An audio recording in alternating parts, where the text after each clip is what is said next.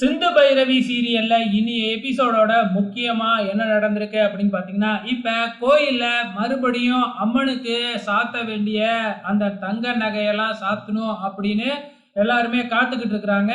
சிந்துவுக்காகத்தான் எதிர்பார்த்துக்கிட்டு இருக்காங்க. ஏன்னா சிந்து கிட்ட தானே அந்த நகை இருக்கு. ஆனா சிந்து வர்ற ஆட்டோ ரிப்பேர் ஆயிடுது. அதனால ரொம்ப டிலே ஆகுது. அப்புறம் வேற ஒரு ஆட்டோவை பிடிச்சி எப்படியோ சிந்து கோயிலுக்கும் வந்துடுறாங்க. ஏம்மா இவ்வளோ லேட்டு அப்படின்ன உடனே நடந்த விஷயத்த நம்ம சிந்து சொல்றாங்க. அதுக்கு சரிம்மா பரவாயில்ல நகையெல்லாம் குடும்மா அம்மனுக்கு போடணும் அப்படின்னு சொல்லிட்டு பூசாரி வாங்கி நகையெல்லாம் போட்டுக்கிட்டு இருக்கும் பொழுது டப்புன்னு ஒரு நகை புட்டுடுது. என்ன நகை புட்டுடுச்சு அப்படின்னு எடுத்து பார்த்தா அதெல்லாம் டூப்ளிகேட் நகை மாதிரி இருக்கு. உடனே வந்து பார்த்தீங்கன்னா ஆசாரியை கூப்பிட்டு அந்த நகையெல்லாம் செக் பண்ண சொல்றாங்க. செக் பண்ணி பார்த்தப்ப பூரா நகையுமே கவரிங் அப்படின்னு அந்த ஆசாரி சொன்ன உடனே எல்லாருமே அதிர்ச்சி ஆகுறாங்க.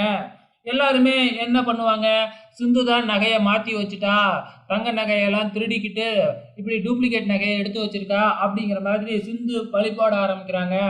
அன்னபூர்ணி நேராக போய் சிந்து கன்னத்திலே பலார்னு ஒரு அறை விட்டு, இந்த நகையெல்லாம் நான் பார்த்து பார்த்து சாமிக்காக செஞ்ச நகை, ஒழுங்க மரியாதையாக கொடுத்துரு அப்படின்னு சிந்துக்கு மேலே சந்தேகப்பட்டு எல்லாருமே சிந்துவை திட்டுன்னு திட்டிக்கிட்டு இருக்கிறாங்க.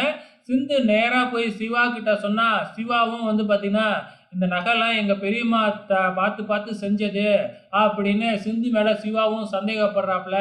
அதுக்கப்புறம் என்ன சிந்து எவ்வளோ சொன்னாலும் அந்த ஊரில் நம்ப மாட்டாங்க.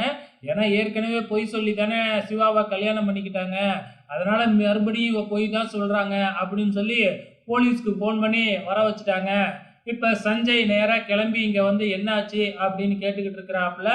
அப்கமிங்கில் என்ன நடக்க போகுது அப்படிங்கிறத பொறுத்திருந்து பார்க்கலாம்.